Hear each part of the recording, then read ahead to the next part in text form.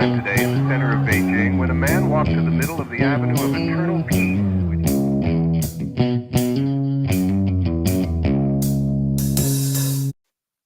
Well, all right. Welcome back to the Survival and Basic Badass podcast, Kevin and Chuck.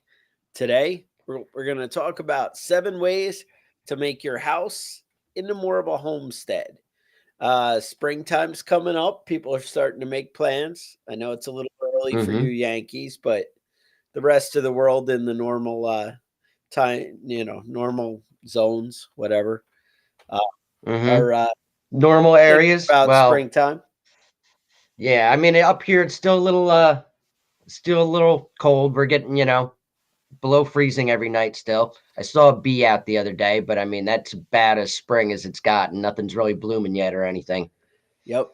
I just ripped open some boards and some carpenter bees came out at me, and I'm like, but Those anyway, yeah. bastards. So that's it. I was thinking, people are thinking about what projects and what things, and I've actually been starting some good projects and getting things going. So I Yeah. thought it would be good to, to talk about some ideas you guys might want to step up your game. I gotta say, I mean, I'm always, as preppers, we're always focused on, what the next crisis is or how we might prepare and be ready for things. But Mhm. with that, it's there's a lot going on. It's a scary world out there, and our government is spending money like crazy. Yeah, I'm watching videos of like, oh, look at, the immigrants or migrants are costing us all this money, and they're arresting the Christians and God knows what, everything rounding them up. I don't know. It's just an ugly world. Reporters are being arrested. The world's falling apart. And I'm like, I just need to go into my little cocoon and stay at my house and not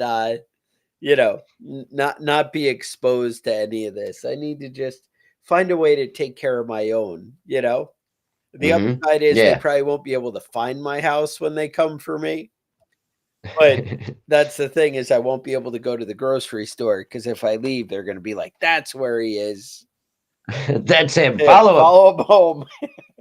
But that's the whole thing. So anyway, with that, I've been thinking about a lot of projects and I've been thinking, like California and stuff had the whole like blackout thing, where you had like roving blackouts for a little while. This is in the past, not anything really current today. I don't know what California. I don't even know if news comes out of there anymore. I don't Yeah, know, it's but the homeless people have taken over the studio. yeah, exactly. But with that, I've been thinking about, what do I do when power goes down? What are some things that I really need to have on hand and going?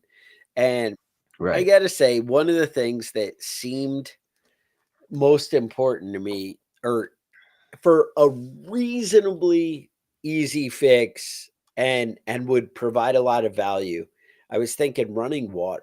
Running water is pretty Right. awesome.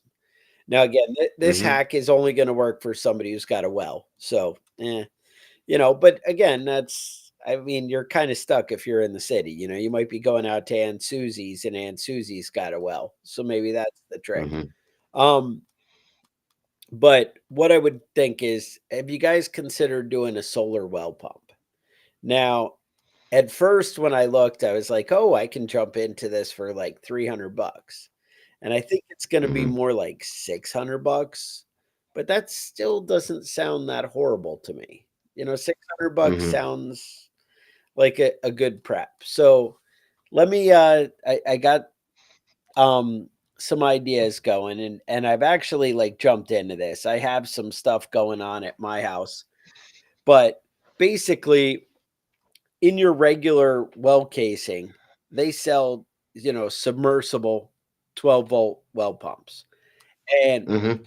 the ones I was looking at say 3.2 gallons. I haven't hooked it up yet, so I'm not 100% how it's going to play out in reality. But 3.2 gallons is actually a reasonable amount of water. Um, and the way I got it figured, even if I get a slow stream of water out of my faucets, having water that I can turn a tap and get something, that sounds pretty cool to me. Um, Right. but so submersible solar well pump, you basically would need a charge controller, some panels, and a battery. That was my initial thought. So I'm like, oh well, charge controllers are like $10. I have a battery on my car trailer that I could steal. You know, Just, yep, swap it it's out. because I use it for the winch, right? So Hmm. it's a 12-volt deep cycle because I want to leave it going all the time. And so the and I was like, oh, and solar panels. And I found 100-watt solar panels for like $59 each. Now, is 12 volts enough to run a well pump? It says it is. It says 120 watts. What I read was for like limited use, like you're not running your house. I basically it seemed like people were doing decent watering for about 300 watts, and that's Hmm. 300 watts worth of solar panels, is what I'm saying. Right. But and a decent battery. But that's assuming you're really only using water in the day. And I'm not talking about the family of four taking showers. I'm saying just like your normal water, Right. toilets, sinks, stuff, and Hmm. and I'm sure the occasional shower. Um, so anyway, I was looking at that.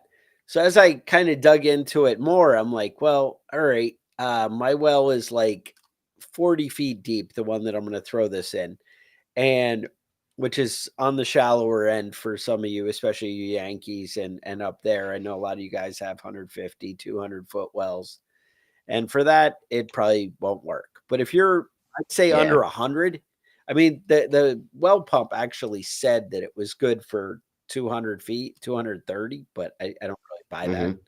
But, and reading the reviews, it didn't seem like that was the case. But I was like, oh, I only have 40 feet. That sounds reasonable. Like I'll be able to get something there. The big thing is you actually get a lot of loss in the transmission lines, that the electric going down to the well pump. DC, Right.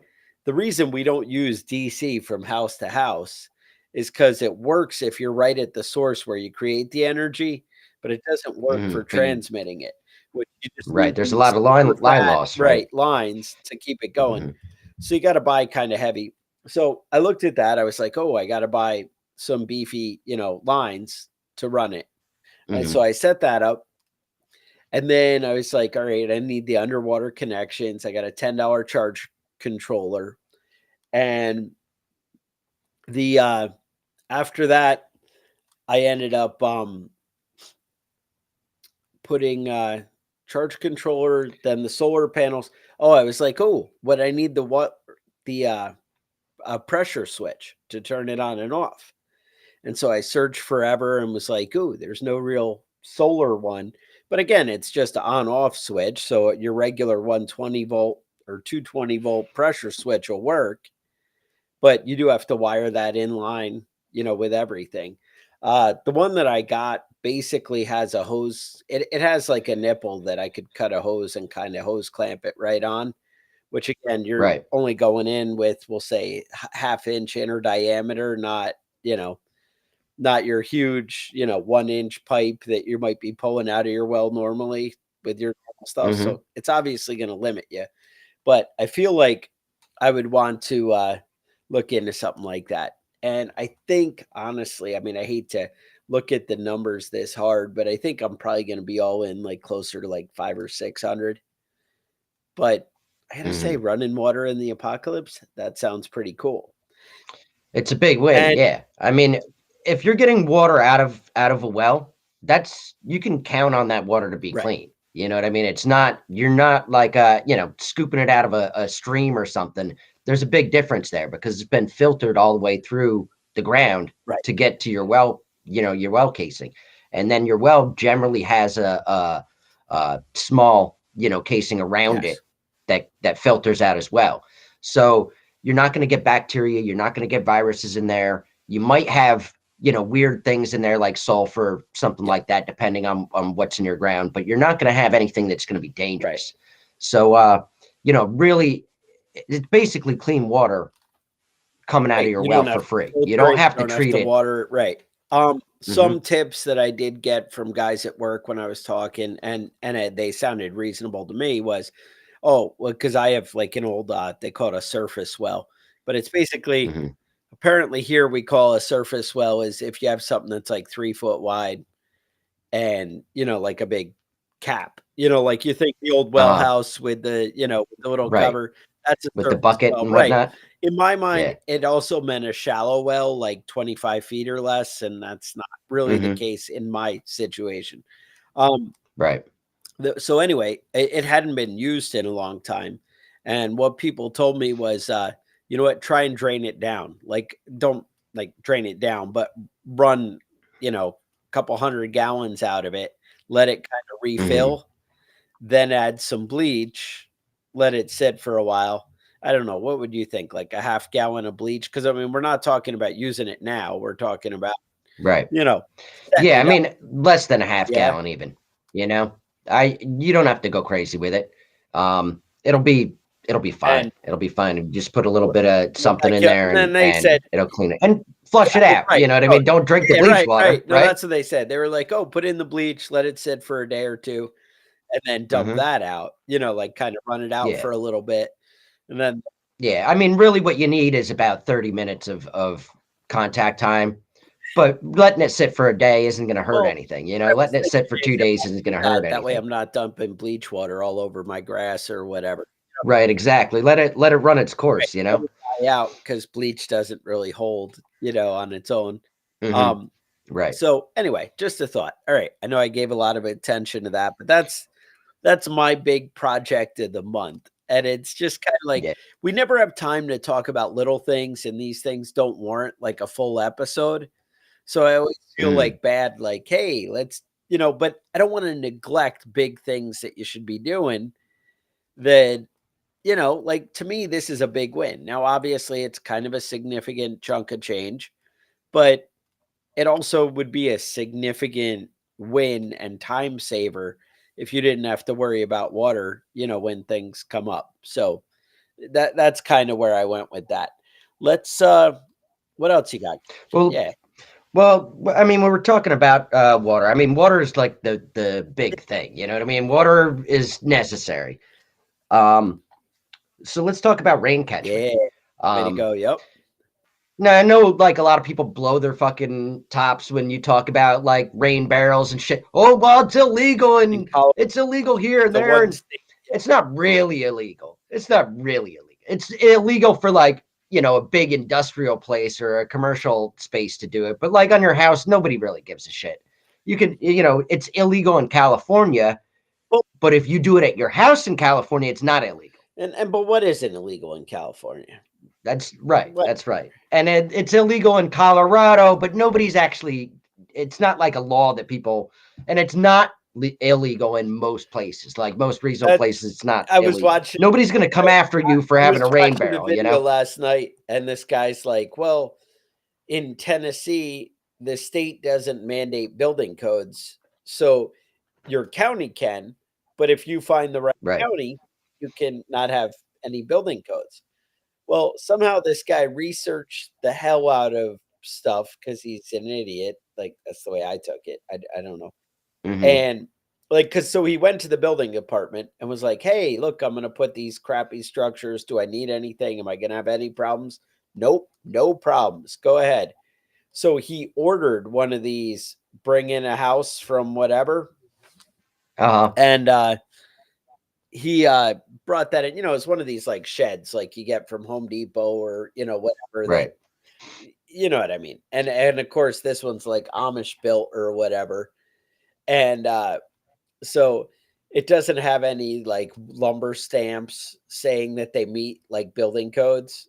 You know what I'm Right. saying? Like to Uh huh. me, I always thought the building inspectors were cool, but it could be more strict now. But like a 2x6 is a 2x6, but maybe it's not, right? I don't know. So Mm-hmm. anyway, whatever. Bottom line was in Tennessee, there is actually a law because he brought it up and was putting it on the screen in his video and stuff that says if you have a movable structure kind of thing, like you bring in a house, then Mm-hmm. it has to meet building codes. But if you build Oh, so you can build your own that's what shitty it said, place. right. It was like, oh, Right. you could build something out of pallets and you're good. But if you bring in one, no. And so he's calling the building department. Is this true? And they're like, no, we don't think so. And then he calls the state and they're like, yeah, you are showing me something here. We looked at it. You're right. That is a thing. But if he had built the identical structure, it would have been fine. It would have been And fine. I'm thinking, Right. well, I'm going to modify it a tiny bit. And then I built it because that's what they're doing with beef, right? I'm told Right. if you bring in beef from another country and you like put a new package on it, that's a product of the USA. So Mhm. if I bring in a It just tiny has to be house, right? packaged in the I bring United in a States for a tiny lot of house, right? stuff. If I bring in a tiny Right. house and I paint it, didn't I really build it? I Mhm. mean, by their own definition, that's Right. my Right. tiny. I built that. I don't know. I mean, Mhm. yeah, I took a piece of garbage and then look at it now. It's pink. Yeah, it's white now. Right, or whatever, right? It was pink before, now it's white. So, sorry Yeah. to get off task, but I'm just saying maybe you don't invite problems for yourself. Mhm. Is something. So, Kevin once set up rain catchment. I got nice, clean, galvanized roof, and I run a Right. gutter. And Beautiful. what am I doing here?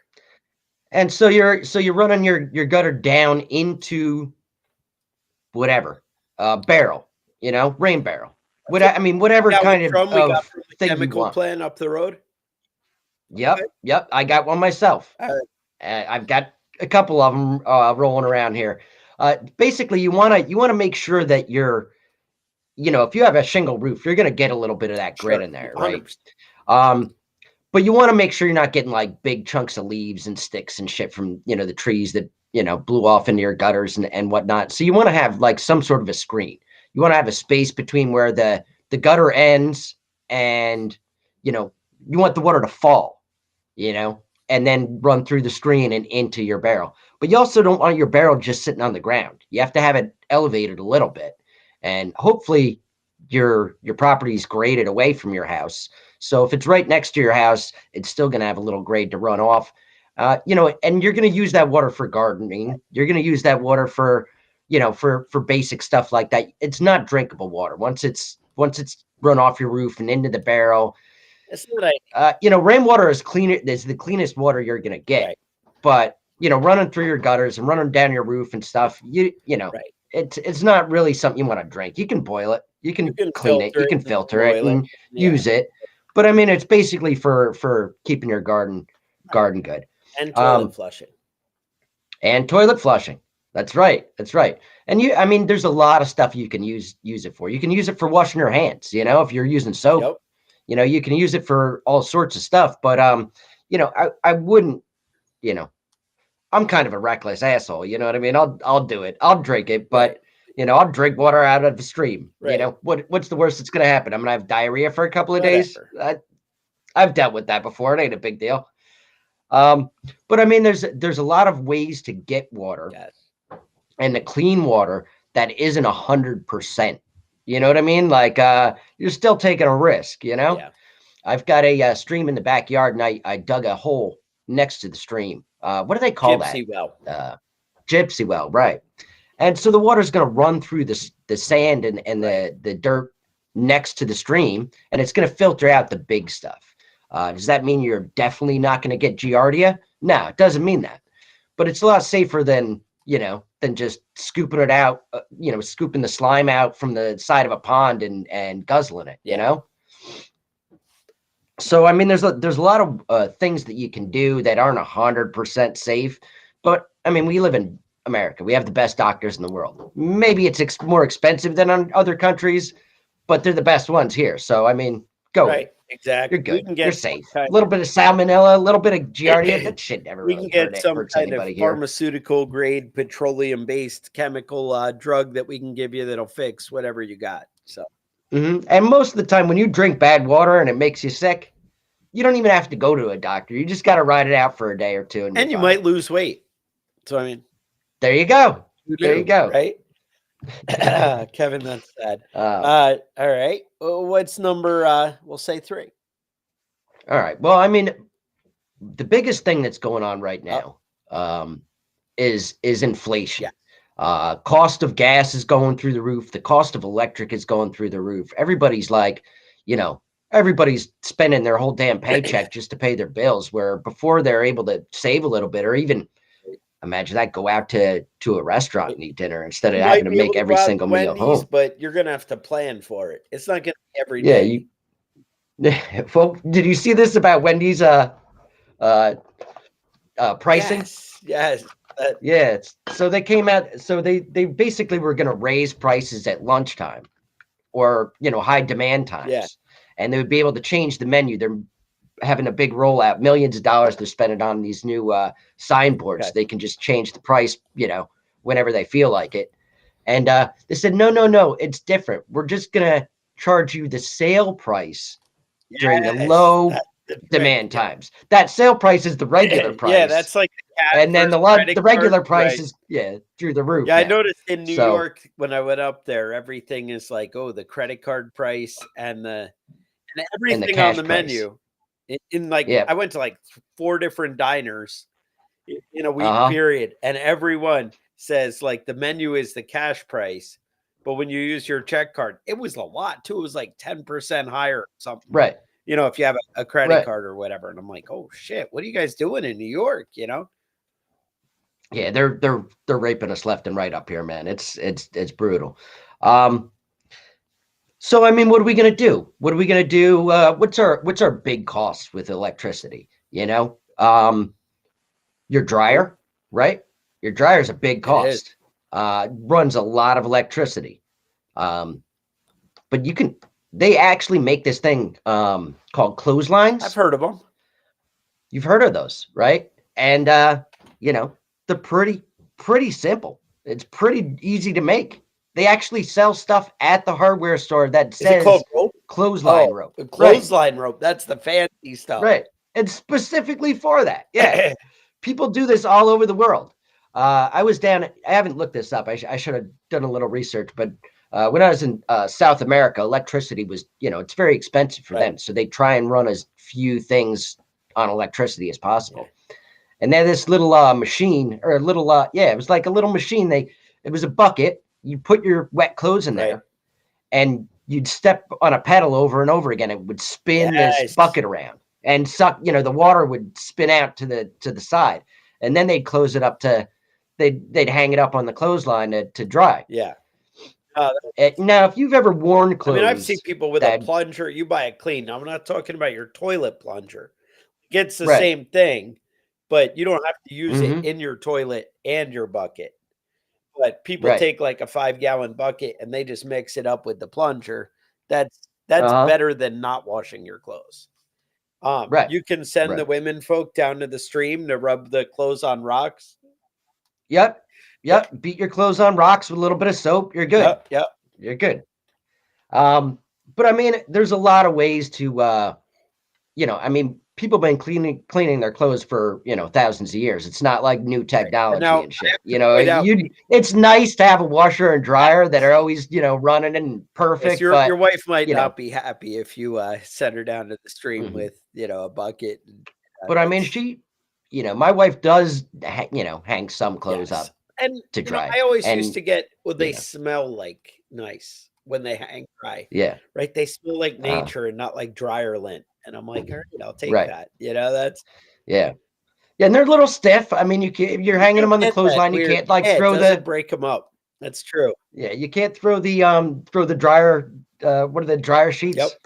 Yep. Some people use one dryer sheet. I like to spice it up, throw a couple of them in there, Yeah. But, I mean, she hangs a lot of clothes and dries, and it saves a lot of money. Honestly, it does. Another thing that we spend a lot of electricity on though, right? I have to point that out. I know you guys thought that I was like a horrible person. Yeah, I guess Ben could do it. I mean, if you want to go there, I guess that's okay. I mean, I was a bachelor for a long time. I did all my own stuff for a long time, Yeah. But another thing that we spend a lot of money on with electricity is your eats up a lot. Yeah. Another thing that uses a lot of electricity is space heaters. or electric baseboard heat. Any kind of electric heat uses a lot of electricity. You can Yes. cancel both of those out with a good wood stove. Yeah. Well, so that's it. So it turns out there was this guy back in the day, Ben Franklin, and he made this oven design that I don't even think he charged a patent on it. I think it was like a thing, but they actually call it the Franklin stove. That's from that guy with the little glasses that are round, Uh, you know. Yep, yep. yep, He and it basically had like a burner top on top that you could, set a kettle, set a pot, and kind of do everything. Something like that might be a good option, that you might want to do as your project. And yeah. if you're like, all right, You yeah, go ahead. go all in. You can get a wood stove that has an oven on it, that has cook panels on top. You can as much money as you think an oven wood stove can cost. You can go way past that. At least You know, 7, 8 times. but at least Yeah. At bare minimum, having a basic potbelly stove, a basic Franklin stove. Right. A lot of stuff on that. Now you have to remember when you're doing that, the temperature is going to fluctuate over time. You know what I mean? You can't just fry everything on it. You can't do fast cooking, but you can do a lot of like stews and soups and things like that cook over time. Anything you can pot, you can cook on your stove. Yeah. Um, Well, I think it's one of those things like gardening. You have to learn. You have to practice doing it. right. Like hiking, like Mhm. anything, navigation. Go out and do it. So Right. that could be your thing. Is now the flip side of that, not just the inside, you could set up some kind of outdoor kitchen. Um, Something with your oven stuff, your fireplace, different things, set up a workshop like that. You could really find, a way to, come up with something that's going to work and be functional for you. There is a million pictures online. If you were really serious and wanted more ideas, I think I have a folder that I've been saving in my phone of maybe I do this, maybe I do that, Right. of a million different kitchen setups that, I've been saving. Usually, whenever I come across something, I'll just throw it in this folder. I have like a knife folder where I'm like, oh, that's badass. Oh, that's great. And I just throw all these knives and I'm like, when I have time to sit down and do knife making, then I'm gonna, go in and recreate some of these designs or whatever. But Right. that's what you do is you just keep getting better. But springtime is the time to set up some projects and do some good stuff. And Yeah.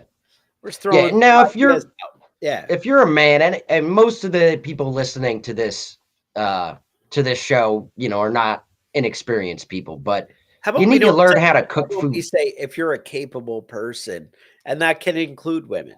That can include, well, women I feel like women are better at most of this stuff than men are. But if you can't cook food over a fire, if you've never done that before, if you've never tried it before, you need to get your life together. Maybe not a Uh, man.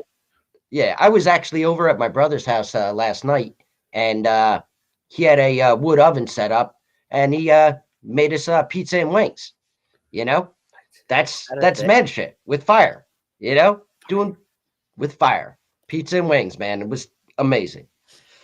But I mean, there's when it comes to heating your home and cooking in your home without wasting a lot of money on electricity, wood stoves are a great place to start. Yeah. Another big energy suck is your refrigerator. You Oh, know, um, I mean, newer refrigerators, they are pretty sufficient. Pretty efficient, but they're also $3,000 or $4,000 at this point. If you bought appliances lately, they're ridiculously yeah. priced, way over what they were 5 or 10 years ago. You got to go to Lowe's now and look for the ones with the dents in it, or kick some dents in some and point it out to the salesman when he comes over. Kevin, that's not appropriate. Do what you got to do, man. It's a hard life out there these days with inflation. But you can set up a root cellar, And this isn't like a complicated project. You know what I mean? This isn't you dig a hole, it's as easy as you want to make it. Right. Now I've got a root cellar that I basically run, that I have in my basement. It's basically the basement, and it works during the winter. It's not deep enough, Right. and it's not surrounded enough during the summer that that it really keeps it cold. It keeps it around 50, 60. But What you're saying, what I'm hearing is you're too cheap to pay for proper heating in your house. that's right. That's right. I mean, why am I going to heat the basement? Come on. That's where I keep all my stuff that I want to keep cold anyway. Now here's the thing though. You don't want concrete floors like my basement has. You want a dirt floor. And the main reason for that is humidity. You want your root cellar to have some humidity. The vegetables, the things you're storing in there are going to dry out and start to rot. Specifically like root vegetables like potatoes and carrots and things like that. They need the moisture in there. You want to limit your light. You don't want to have a light on all the time in your root cellar. You want to keep it dark in there. You want to keep the light down. You want to wipe your vegetables off before you put them away. If you're digging up your own potatoes and carrots, wipe them down. You don't have to wash them every single time. Wash them before you cook them. But by washing them, you're actually promoting bacteriological growth on that stuff and causing them to break down faster. The dirt that's on it is kind of keeping it good. And don't go super tiny. If you're gonna start harvesting your vegetables in the fall, and then you start filling up your root cellar and realize that you have no damn space because it's a 4x4 box in the ground. You want to have room enough to store things in there. Right. You want at least 3 sides and the bottom to be in contact with the ground when you're building it. So I mean, it's a little bit of a project, but you can go as far into it or as easy as you want to make it, and you're going to get what you invest in as far as time goes. You're going to get what you invest into it. It sounds right. I don't know. Next on the list for exciting projects this summer, I have, my favorite. What would be cool is maybe work on that smokehouse, which also would work on your Ooh, preserving food. that's right, the smokehouse. It can be as simple as like an outhouse kind of type structure and a little firebox with a pipe going into it and a proper vent to let the heat out.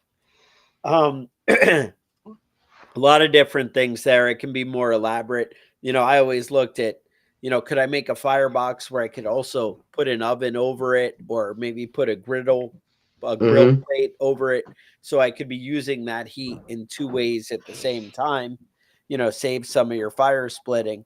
But there's a lot of good options out there for smokehouses. I'll put a book in the show notes that I found really useful to for building and setting up a smokehouse. You might want to check into that. But there's a lot of cool things out there that you could be doing. And I'm just saying, that's right. smokehouse could be a really big plus for your summer. I always, whenever I get rid of an oven, Kevin's always buying fancy new ovens and stuff. Sounds like 7,000-8,000 wood fired oven. Kevin? Yeah, that's not the one I have. I can't okay. afford to live the life that I dream about, but I mean, Yeah, but if you grab those oven racks before you throw it, send it off to the scrapyard or whatever, you could use those racks inside your smokehouse. I'm just saying that there's options. And I mean, we should do a show on barbecue one of these days. But I mean, if you smoke your own, if you smoke your ribs and things like that, you already got it going. You know what I mean? You have some experience doing it. You can make more than what you're planning on eating and just store it. You can smoke all sorts of stuff in there. But I find when I make more, I just eat more. Yeah. Well, I mean, what are you going to do? Those ribs, it's hard to stop with the ribs. I'm the victim. Another thing, we keep talking about how they're going after the farmers. I don't know if you've seen, they've been stepping up their game over in Europe this week. Yeah. Really getting crazy with the the little rioting and protesting and whatever. I don't know. I know they don't call it rioting. Is it rioting if you're in a tractor? It, I, I it mean, seems like it's getting a little I don't rowdy. know. I don't know. Is it rioting if I you're did driving see a tank? I don't buildings know what at what burning level. down. Yeah. Yeah. Now, if I armor plate my tractor, well, Hmm. does it just like become an act of war or some kind of I don't. civil war? I don't know. What are Um, you gonna do, man? I mean, you guys know I'm always plugging my rabbit setup there, and maybe that's the trick. And maybe rabbits and having your own meat supply, so that way when supply chain or the government decides meat is bad because there's too many cow farts, whatever it is, right. they get away from you. And so rabbits, maybe chickens, maybe you put up a chicken coop, do something like that. Yeah, and I'll be honest with you. If you've ever had chickens or any kind of bird like that, you know that some of them are just assholes. You know what I mean? Yeah, Some of them just need to get eaten. eaten. You know, why wait for the eggs if it's just going to be an asshole and fuck up your other chickens? They're Oh, pecking so at when each they're other and pecking stuff. eggs and breaking them open, Mm-hmm. pull it in Yeah, the head, you know? yeah. Give them the chop, clean I them I up, mean ready to I mean eat. humanely euthanize the chicken is what I Right. meant. That's Yeah, what yeah. that's what he was saying. Some people, I don't know. Sometimes they're assholes and they deserve to die an asshole death, but you don't want to ruin your meat doing it. You can shoot a chicken with a shotgun, but you're gonna be picking out pellets and shit as you eat it. So, you know, Yeah, want to be I gotta conscientious say about the preserving the feathers meat. are pretty resilient, but those of you who've been out there turkey hunting and stuff, you just shoot their heads off. It'll be Yeah, fine. Whatever. it's You do that. fine. All right. So that's pretty much, like I said, the idea is come up with a plan and make yourself better. That's what you need to do. Every Hmm. year, I feel like I need to find a way to just be better than I was the year before. Maybe I get a Right. little older, tireder, slower, but I have one more thing going for me that, Right. it's going to be, hey, now I'm doing even better now. So Yeah, getting closer and closer to turning off that electricity and saving some money. I gotta say, I looked at it again, because I'm like, oh, now I live in North Carolina. I can look into solar. Now it'll work for me. Because Hmm. in New York, they're like, yeah, if you switch to solar and put this ugly crap on your roof, it'll only cost you like an extra $100 a month. Right. And I'm like, And you can't, and if the power that's goes out, you can't use that solar panel right, because that's right. going into the grid. It's not going to So your house. I'm like, well, I'm in North Carolina and we get some serious sun here and whatever. Let's check it out. And they're like, yeah, if you do the whole solar setup, we could cover 23% of your electricity. Hmm. I'm like, Yeah, 23. great.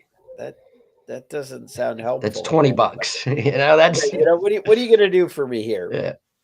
And so yeah, I'm gonna have to go with a hard pass on that at the moment.